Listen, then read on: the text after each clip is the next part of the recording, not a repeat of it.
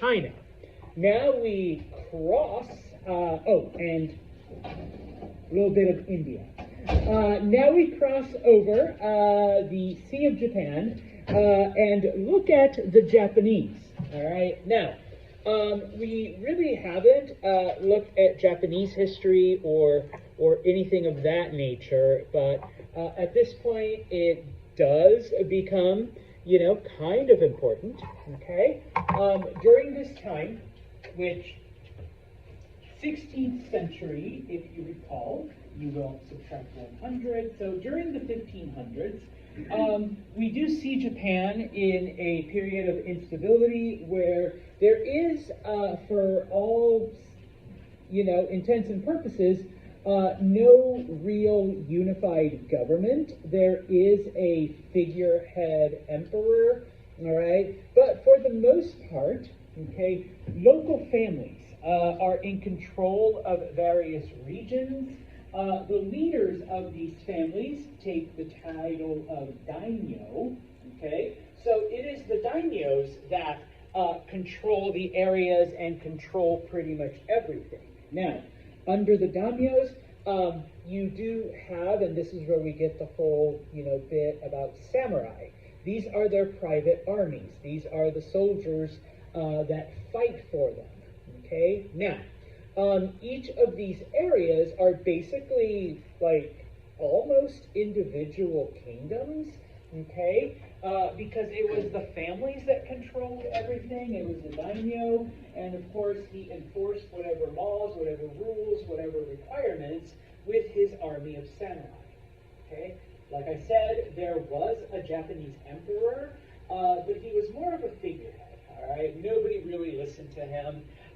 There wasn't a whole lot of, power in the throne, okay? Now, one of those daimyos is a man, now, in this case, the custom, at least back then, was to put the family name first.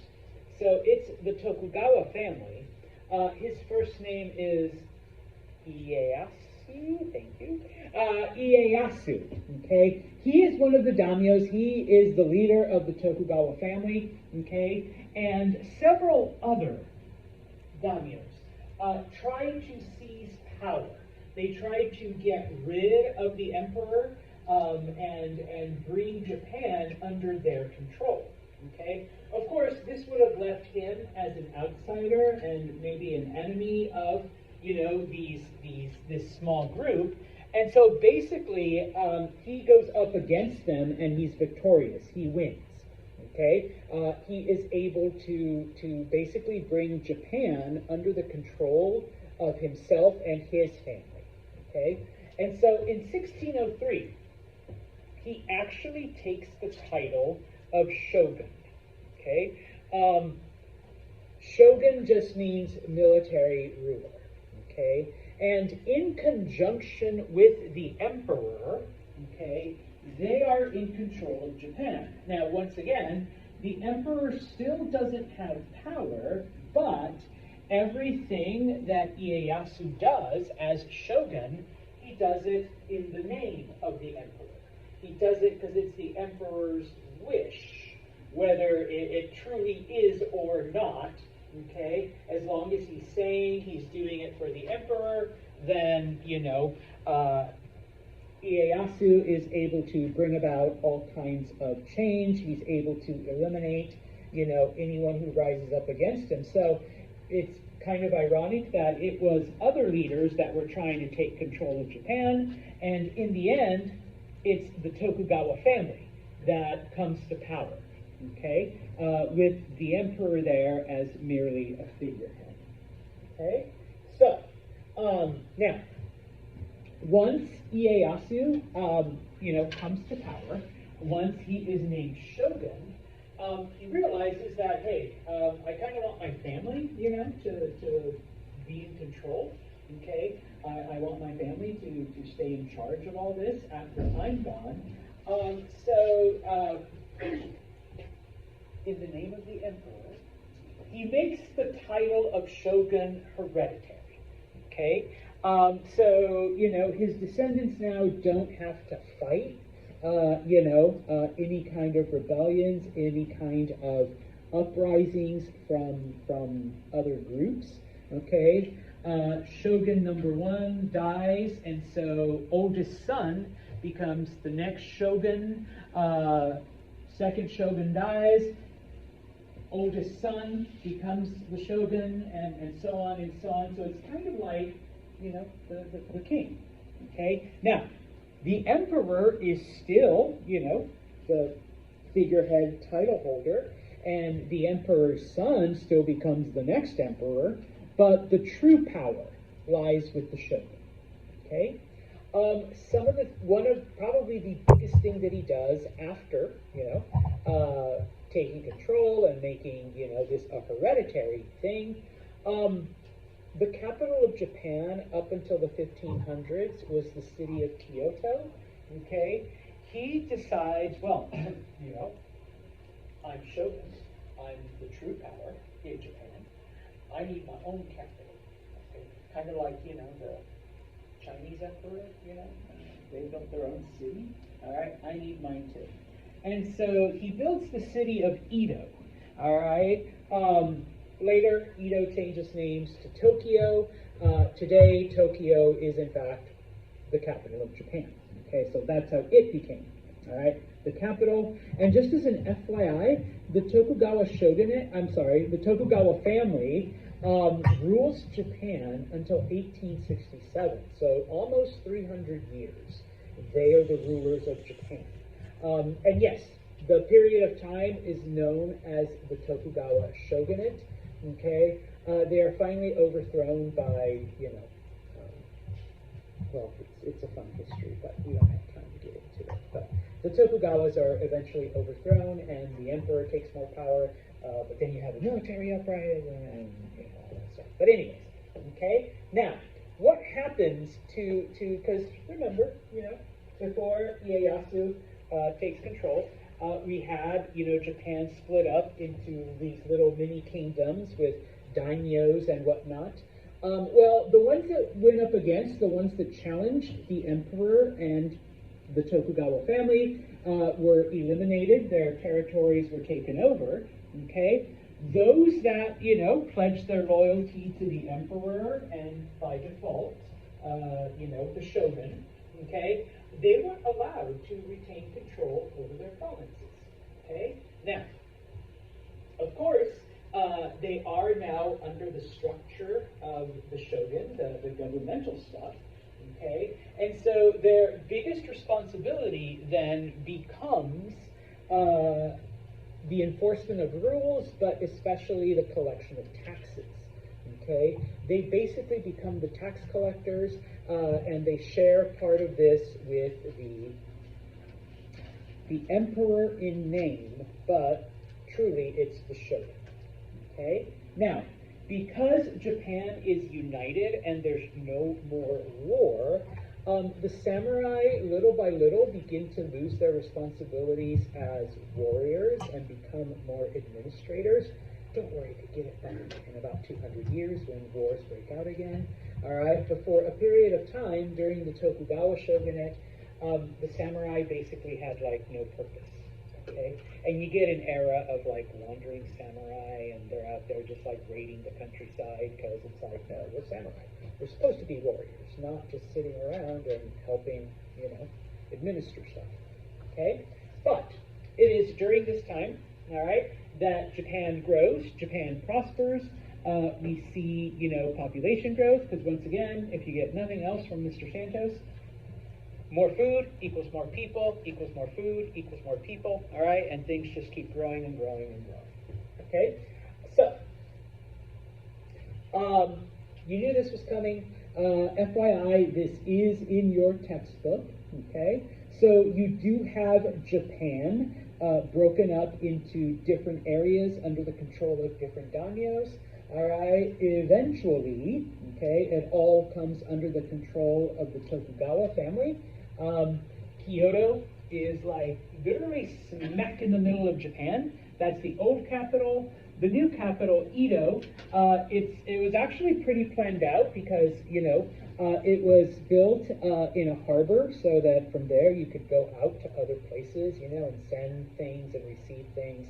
Whereas Kyoto is, pretty far inland and a little bit harder to access. Okay, now, we are now in the 1600s. Okay, Europeans are starting to show up from China. Okay, they're like, hey, we heard about this place. Okay, now, the Japanese weren't crazy about allowing outside influence. Okay, especially because the shogunate has just been established. All right, we've just brought like all of the families under the control of the shogun, under the control of the Tokugawa. Okay, so the last thing we need is this like outside influence coming in and bringing stuff that we're not familiar with. Okay, now some of the first people to come, like everywhere else, were the merchants, people that were coming to buy, sell, trade, and whatnot. But by now, okay, having been pretty firmly established in places like India and especially China, we begin to see missionaries arrive. Okay, people bringing Christianity, okay, specifically Catholicism, just FYI, okay, they were predominantly Jesuits. We introduced the Jesuits back during the Reformation, okay, because that was one of their things, is teaching and missionary and bringing in converts, okay. Now, like in other places, okay, Europeans brought, different things, but the biggest draw, of course, were firearms, guns, okay. And so because the Europeans brought guns, the Japanese were in fact willing to trade with them, and were in fact willing to allow other Europeans, i.e. Jesuit missionaries, to enter Japan and, associate with the locals. Okay? So, several years go by. All right? Many of these Jesuit missionaries do in fact convert Japanese to Christianity. Okay? But, little by little, those Japanese converts are seen as a negative. The fact that Europeans are bringing in firearms and other things that the Japanese want doesn't seem worth the trouble that Christianity is bringing. Okay? Because many of these Christian converts, number one, were very intolerant of the non-Christian Japanese population. And no offense, Christians, but they were very we're better because we've accepted Jesus. You guys are all going to hell because you're still praying to trees and bugs and the sun and like other stuff. Okay? And so number one, their refusal to kind of go along with the rest of society, which Japanese society, even to this day, is a very conformist type of thing. So it was seen as a threat, number one. Okay. Number two, because most Christian faiths believe in the supremacy of Jesus and that religious rules are better or superior to political stuff, many of them were refusing orders by the emperor, i.e. shogun, or by the local daimyos because, well, that goes against our religion, okay, type of thing. So if it was in contrast to Christianity, people weren't willing to listen to it, okay. The other thing that even though the Jesuits came first, they weren't the only Christian missionaries that came.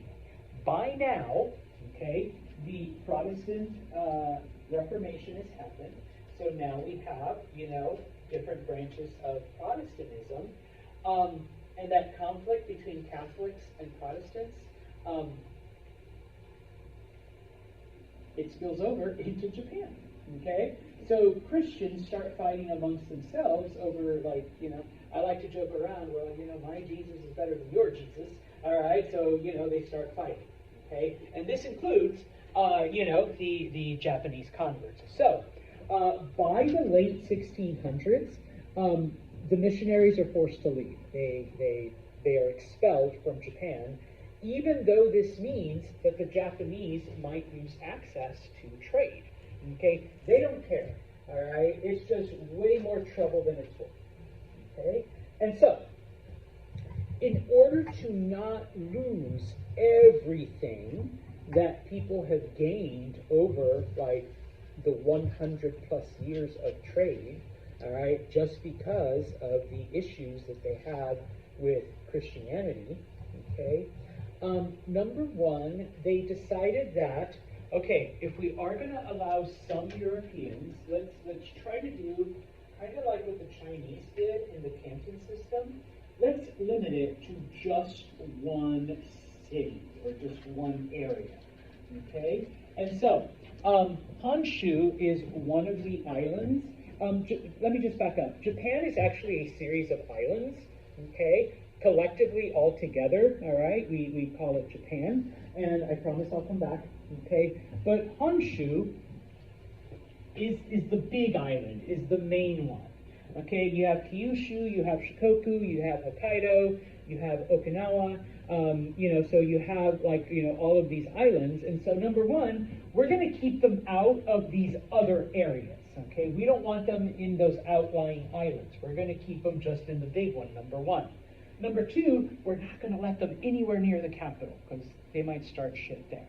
We're going to keep them in some of the other cities, okay? And the reason why Osaka is there is because that was one of the cities where the Europeans were allowed to enter and trade with Japanese merchants. Okay? Now,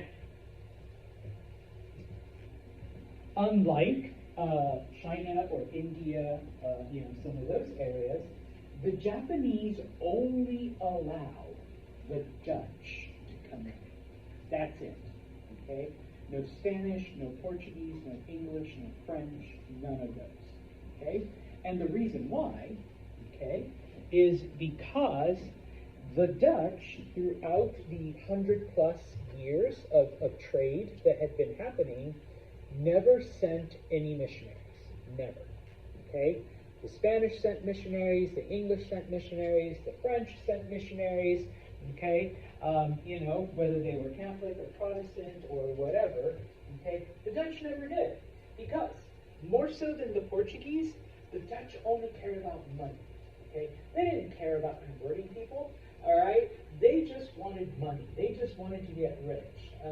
Once again, sorry, Christians, fuck religion. That's what the Dutch said, okay? Religion you can figure out later, okay? Now, it wasn't so much that, but just FYI, most Dutch at the time were Calvinists, okay? And remember, Calvinism, basically, like, you're already pre-chosen to go to heaven, and you're already pre-chosen to go to hell.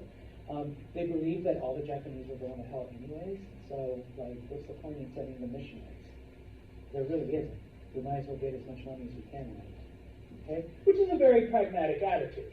Well, because of that, they were the only ones allowed, okay? But of course, there were very strict things, okay? Number one, only one Dutch ship per year was allowed to go and trade, okay? So, we got to make it a good one, okay? We got to make sure we get as much stuff as we can, and of course, we got to bring whatever corresponding stuff, okay?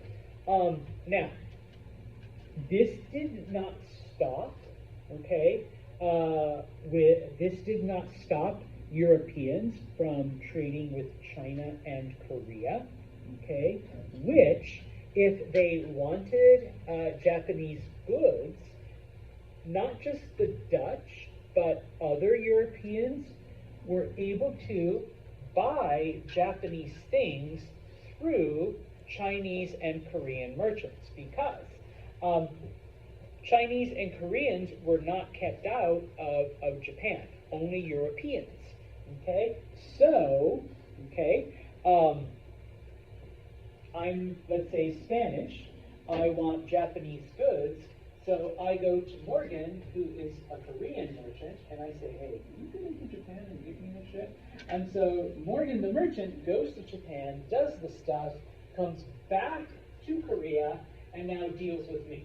Okay, so there was still a way around it. Okay, obviously it's a little bit more complicated. It's a little bit, more expensive, but there definitely was a way around it.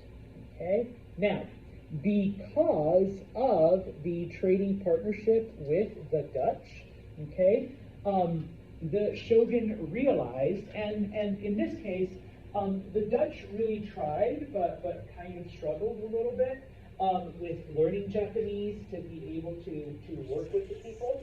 Okay, we'll bring this up later, but one of the things that made the Jesuits so successful is that they actually took the time to learn the local language.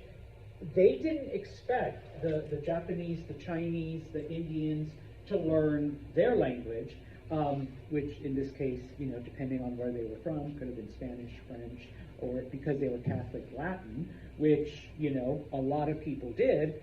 They went in, lived amongst the locals, so now I'm fluent in Chinese, and then others are fluent in Japanese, and others are fluent in Hindi. And so now, the Jesuits were able to act as intermediaries. Well, we got rid of them, okay? We got rid of the only Japanese-speaking Europeans, other than the occasional merchant on occasion. So the shogun's like, okay, Japanese businessmen here, we're going to need you to learn Dutch, because those Dutch people aren't really good at learning Japanese. Okay, so we're going to have, we'll send you to Dutch school, and, we'll teach you those things.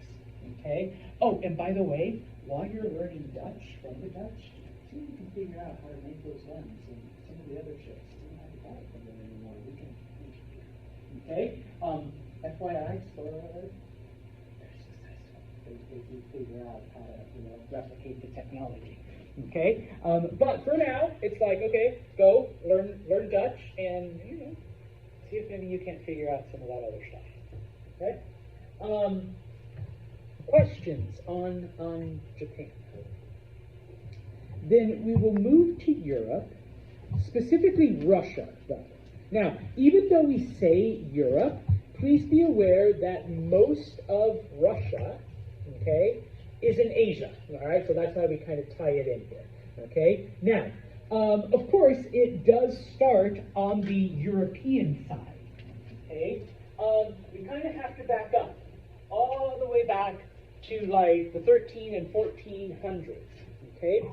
The Mongols have collapsed, okay? Plague has taken them out, their inability to govern, okay? Now, there are a few Mongols left over, and, their descendants, okay, are still living in some of those areas, but they are no longer the most powerful people out there. They're no longer in charge of things, okay? Now, originally, okay, and you should have gone through this in History 101. I unfortunately skipped it in my class, other than mentioning it very, very briefly. Most historians agree that modern-day Russia began in Kiev, all right, in what today is Ukraine. Okay, when the Mongols came, okay, that was like the center of Russian power. When the Mongols came, that was wiped away. Okay, and in the chaos after the Mongols collapsed, the city of Muscovy, bless you, okay, or as we say today, Moscow, becomes the center point. It becomes the important city over Kiev, all right? And they're the ones that consolidate their power and are able to expel the Mongols and any Mongol allies that are in and around the area, okay? And so, for the next 200 years, okay, it is the city of Moscow and the people that they bring under their control, okay, that basically are responsible for retaking the areas. Okay, the few Mongols that are left, okay, they are quickly either eliminated or pushed, okay, all the way back. Because the area has been, one, left devastated by both the Mongols and the plague, okay, there really is nobody left to stand up to Muscovy, okay? Along the way, okay, I want to say Muscovites are uniting all of the Russian peoples. People are following them. They're building up their armies bigger and bigger and bigger, okay? And so, now, of course, I know I'm going through this quickly. It takes about 250, almost 300 years, okay? By the 1590s, Russians are in Siberia building outposts, building settlements, okay? By the early 1600s, the Russians have made it all the way to the Pacific Ocean, okay? Which is a pretty big deal because Russia covers like 1/5 of the planet, okay? So they have basically moved across 1/5. They've taken control in about 250 years, okay? So all of that comes under their control. Now, once again, all right, it's, you know, for a lot of reasons, okay? The collapse of the Mongols, the plague, the destruction that is left behind, the fact that the Muscovites are able to bring all the Russian people together, you know, a common enemy type of thing, all right? But what really brings everything, okay, because in the late 1500s, one of the families, okay, one of the Russian families, I've always said Romanov, but some people pronounce it Romanov, whichever one you choose, okay, or, you know, yeah, no, don't worry. They don't have a descendant that becomes Black Widow, all right, but they just picked that name because that's a very Russian name, okay? They come to power, all right? They become the ruling family. They're the only ruling family the Russians ever had, okay? Because they rule until 1917, which is the Russian Revolution, when they're overthrown by communism, okay? So they're it, okay? Unlike many of the other monarchies we'll look at, where the families always change, you know, they are the ones, okay? Now, when the Romanovs come into power, you know, they we're better than a king, we're kind of getting into emperor status, but we need a special word for it. Depending on which translation you use, your textbook uses T-S-A-R. I've also seen it spelled T-Z-A-R. It makes more sense with one of the C's, okay? It's pronounced Tsar, okay? It comes from the Latin word Caesar, okay? Hey, we're big, we're awesome, almost like the Roman Empire. So let's call our king Caesar, the Russian word for Caesar, okay? So Tsar becomes the title of the, I put Russian king, but he's more than a king, all right, for the Russian ruler, okay? And so this is the expansion of Russia, okay? During the 16 and 1700s, okay, once the Romanovs have taken control and once they've, you know, made it all the way to the Pacific Ocean, they establish what we refer to as an absolutist government, okay? The Tsar's word is final. His word is everything, okay? Unlike other areas, including what we just looked at, Japan, okay, nobody ever questions the Tsar. Nobody ever created an alternate form of government. Oh, yeah, it was the princes that ruled and then they chose a king, okay? Or no, it was different families and then they chose a representative. No, with the Russians, it was always the Romanov family, and it was always the leader of the Romanov family, the Tsar, that called all the shots. Okay? There were never any councils, there were never any confederations. It wasn't like the Holy Roman Empire where all just little kingdoms and you choose some. No, nothing like that ever happened with Russia. Okay? And so, the Tsar was basically the final word on everything. Now, obviously, okay, one man alone can't rule over stuff. When we talk about nobles, when we talk about nobility, these are the relatives or the, whether it's close or distant of the Tsar. Okay, so you have the Tsar and you have his direct descendants, his children and grandchildren and whatever. Okay, but what happens to the uncles and the cousins and the, fifth cousins and, oh wait, but his family is related because his mother married a count and, so you have, the distant branches, okay? Those people become the officials, okay? In other countries, in other, let me back up, European countries and Asian countries, you do get outsiders on occasion, people who are educated or, people who have somehow, like through the military have achieved something like jazz, and so they rise up in power. But when it came to Russia, it was strictly somehow the family of the Tsar. That was it, okay? And so, there were no assemblies, because that would mean we give power to non-Romanovs, okay? There were no councils, there were no anything, okay?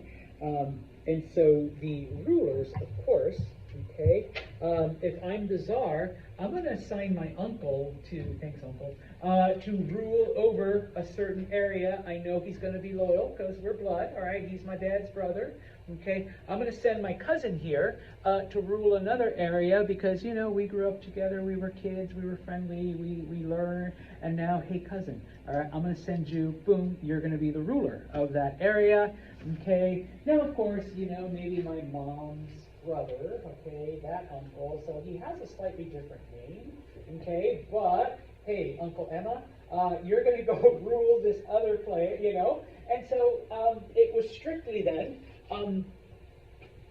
the nobility that ruled in local areas, and eventually, okay, I've sent Morgan to, the southern part of Russia, and eventually Morgan's family, even though they're still related to me, establish themselves in that area, and they become, the local government. And so Morgan's son becomes the next ruler of the area, and then grandson and great-grandson. But in the end, everybody's loyal to the Tsar because they are in some way, shape, or form related to him. Okay? It's all one giant family. And like I said, that rules Russia. All right? And they rule it up until about 100 years ago. And it was only communism that overthrew. Okay? That is how much power, that is the absoluteness of their rule. Okay? Of course, what about everyone else? Okay? Russia was a feudal society. Okay? Because the nobles controlled everything, and we have to think back to the Middle Ages. So Russia was like a good 600-700 years behind every other European country because, yes, I have sent my cousin Morgan to rule over a piece of Russia, but being the local lord, the local noble, all of the people that live there, okay, live under the same feudal system that Europeans had 700-800 years before. So, my cousin Morgan lives in a castle, and then we have little villages. And of course, the people there, farm. They do subsistence living. On occasion, they have to give up some of their crops to the Lord, but also they might have to donate their work to build up the castle or handle different things for the Lord. Okay. Now, in this case, most of the people were typically related to each other because without the Lord's permission, you don't get to leave. You don't get to move out. You don't get to move on. You don't get to meet other people or see other parts of Russia. Okay? And it was unlike other parts of Europe where you do see, some advancement in that you have like people who are stonemasons or carpenters or smiths. You were either a noble or you worked the land. That was it. Nothing in between. Okay? For the most part, there might be the occasional person who knew a little bit about smithing or who knew a little bit about carpentry because you kind of figured it out on your own. But it was this huge divide. Okay? So even in this, they were different. Okay? Now, in Russia, we don't refer to them as peasants or as a feudal system, okay? They became known as serfs, all right? And the system was known as serfdom. But it's feudalism, okay? It's just a slightly different term that we use for the Russian system. More than anything, because even more so than in the rest of Europe, Russians were more like slaves to the nobility, all right, than they were actually free, all right? And the fact that most of them were only allowed to work the land, we didn't have a village carpenter or a village smith, for the most part.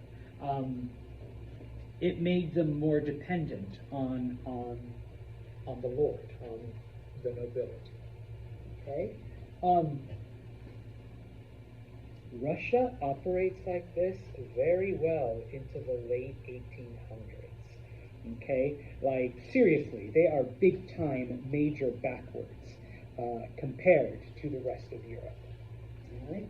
Now, you knew this was coming, all right? Over those 250, 300 years, starts right here, okay?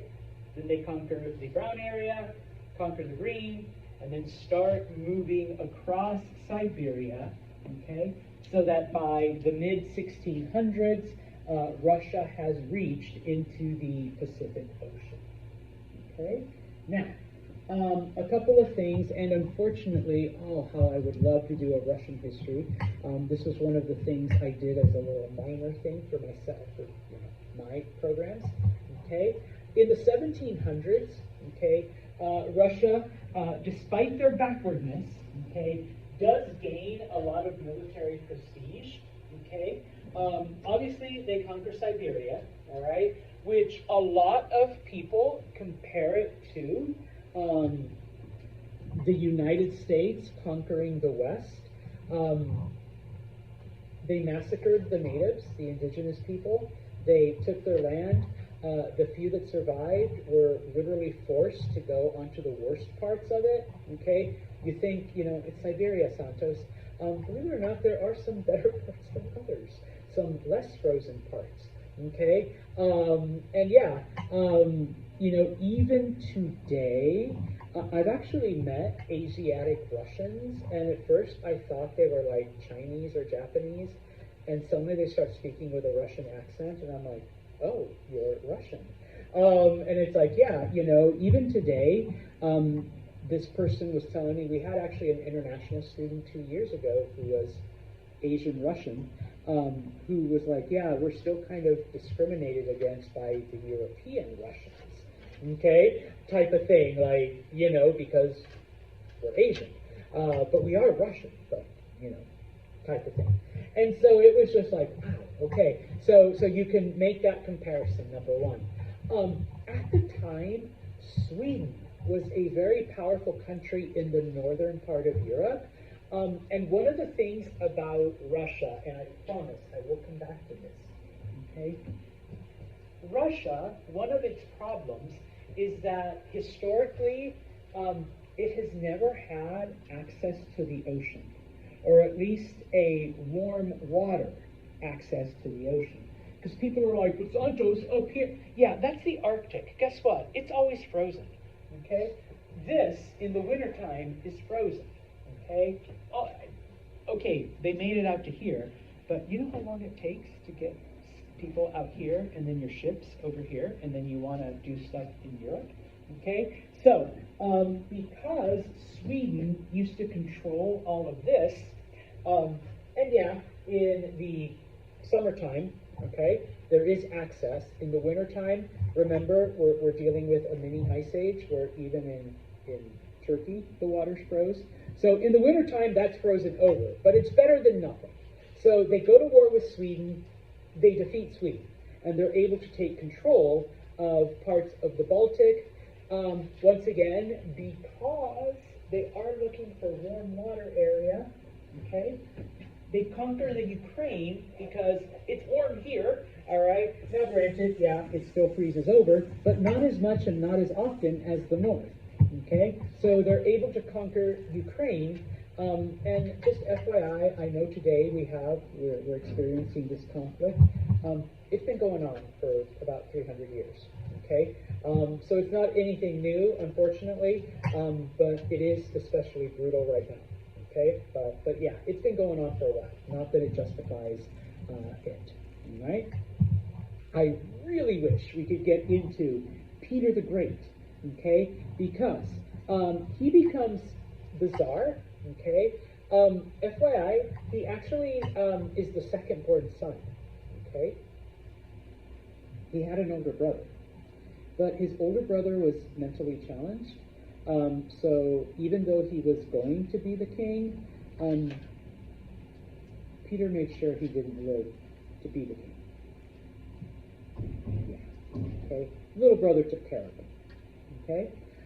He was the one that led the fight against Sweden and was able to defeat Sweden. Now, because Peter was the second prince, his brother, once again, despite his mental difficulties, was going to be the Tsar.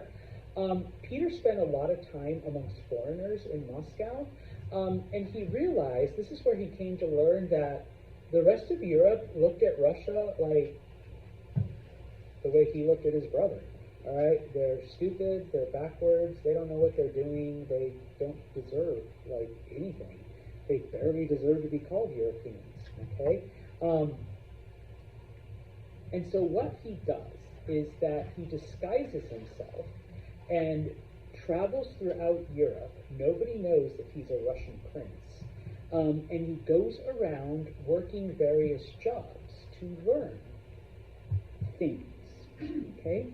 I had a student once say, so basically undercover boss? Yeah, nobody knew he was a Russian prince. So he's out there learning all kinds of skills, all kinds of things, disguised, taking on different jobs in Europe. When he's in the Netherlands, he learns how to build ships from the Dutch. He actually becomes a pretty good shipbuilder, okay?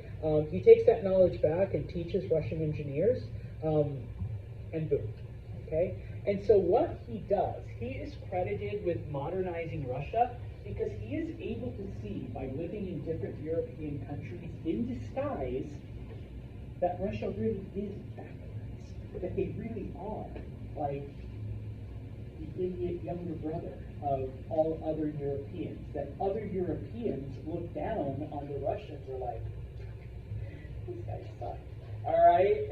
And so Peter was determined to change that, okay? And so he does. He actually forces Russia to modernize.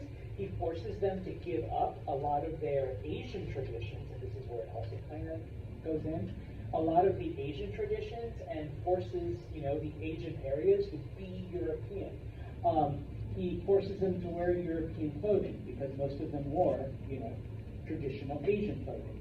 A lot of Russian men had really long-ass beards. He forces Russian men to shave because Europeans did not use beards during that time. If you wanted to have a beard, you had to pay a beard tax. Okay? Yeah, like some of this stuff is just like, holy shit. And people who refused, like they were forced, like they were forcibly shaved. Okay? What about the prophecy? Also. Okay? Yeah. You know, they had to look like you, Daniel, smooth faces, because that's what Europe was.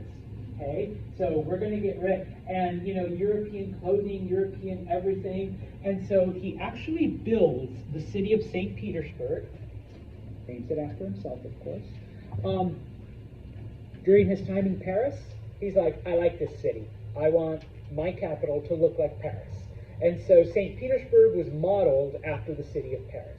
Well, 17th century Paris. Okay?